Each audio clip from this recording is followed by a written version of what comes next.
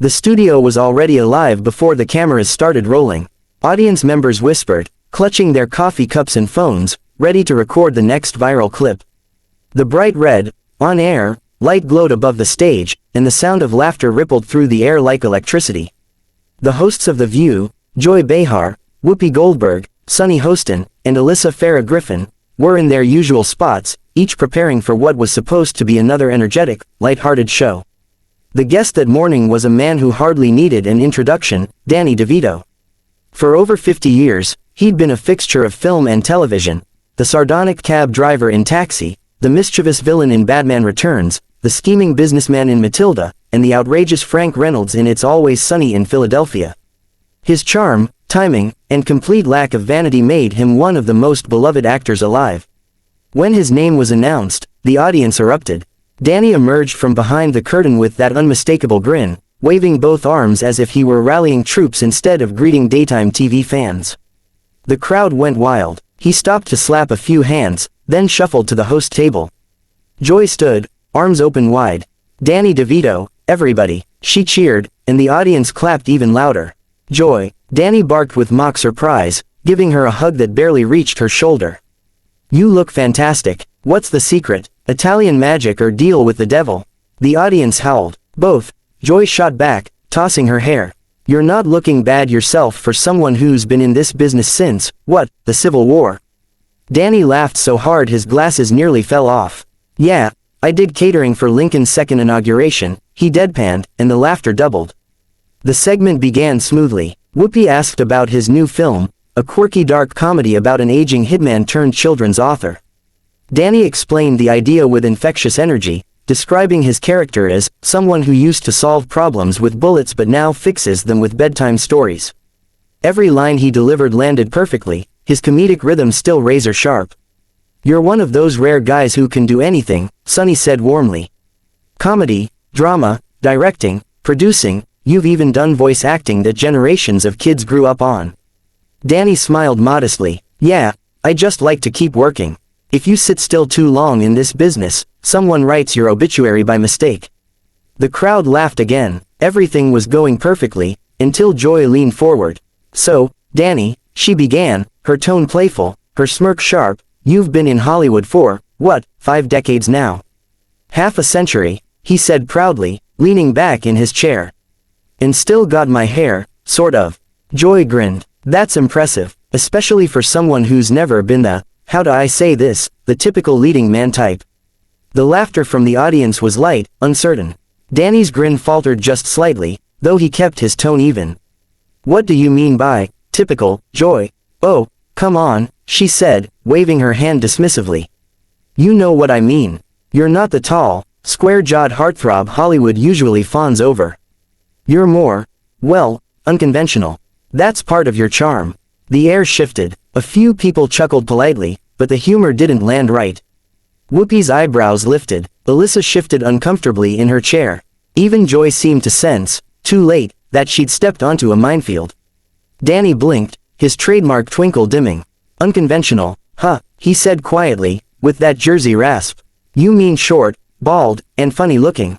No, Joy laughed quickly. I didn't mean it like that. You're adorable, Danny. You're one of a kind. Danny leaned forward, elbows on the table. Adorable, he repeated slowly. Like a puppy or a talking snowman. The crowd tittered uneasily. Joy tried again. You've made an entire career out of being unique. You didn't need to be a Brad Pitt type, you made being different work for you. That's inspiring. Danny's expression hardened. Inspiring. His voice dropped, still calm but charged. So I'm an inspiration because I managed to have a career despite not being tall and handsome. That's a hell of a compliment, Joy. The laughter stopped completely. Whoopi leaned forward, ready to jump in, but Danny wasn't done.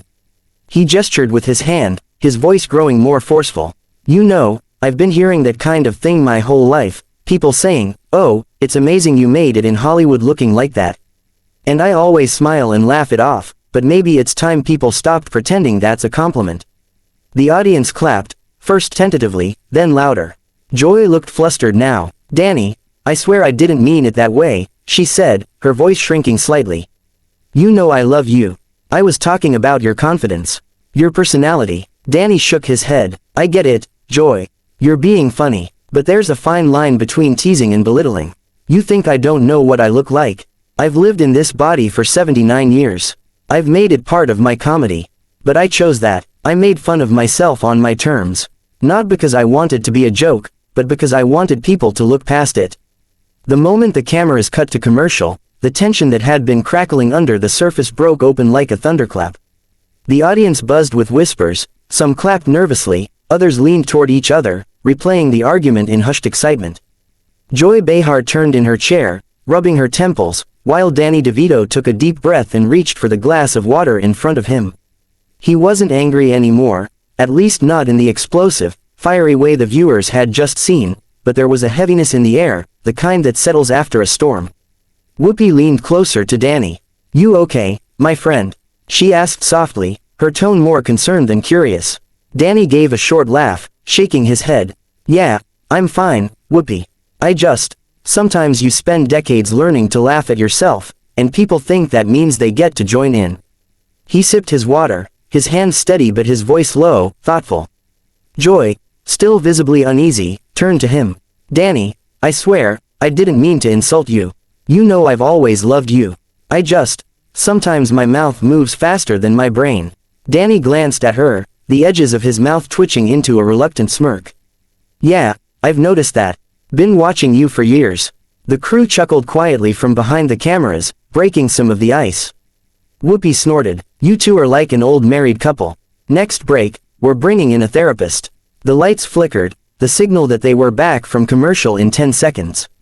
A stagehand held up her fingers to count down. The hosts straightened their posture, smiles returning like armor. Danny breathed in once more, muttered something that sounded like, showbiz, baby, and faced the cameras again. When the, on-air, light glowed red, the energy changed again.